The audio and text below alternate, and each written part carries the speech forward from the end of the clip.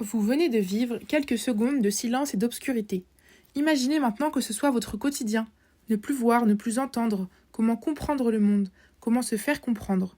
C'est ça, la surdicécité. Une double déficience sensorielle rare qui bouleverse chaque aspect de la vie.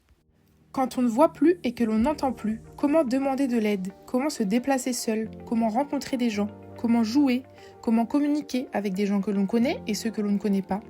Tant de questions que je me suis posées au début de l'écriture de ce mémoire. J'ai finalement décidé de me concentrer sur un aspect qui me semble très important, la communication. Cette dernière est plus que nécessaire, elle est essentielle pour établir des relations et agir dans de nombreuses situations de la vie quotidienne. Elle occupe alors une place centrale dans notre quotidien, influençant nos interactions et notre bien-être général. Elle ne se limite pas à un simple échange d'informations, mais participe grandement à la construction de nos relations sociales. Mais alors, comment communiquent les personnes en situation de surdicécité ? Certains utilisent la langue des signes s'ils ont des capacités visuelles résiduelles suffisantes, d'autres utilisent la langue des signes tactiles et ne communiquent alors que par le toucher. Certains utilisent des objets symboles, des pictogrammes ou encore le braille. Pour eux, parfois, une texture devient un mot, une émotion, une demande. C'est une communication sur mesure, adaptée à chacun, parfois lente, souvent créative, mais toujours essentielle. Une altération de la communication peut limiter l'accès à de nombreuses occupations et ainsi perturber l'équilibre occupationnel de la personne. L'équilibre occupationnel, c'est la répartition harmonieuse des différentes activités du quotidien. Travail, loisirs, soins personnels, vie sociale, repos.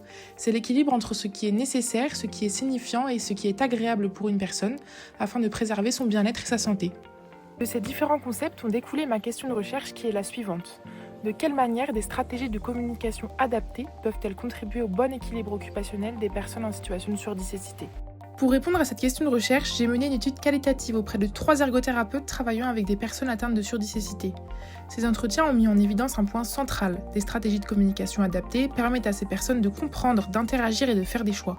En favorisant ainsi l'autonomie, l'engagement et la participation active, elles soutiennent directement l'équilibre occupationnel. Grâce au braille, il a pu utiliser son téléphone portable, aller à la fac et faire une formation chez un guide pour pouvoir se déplacer.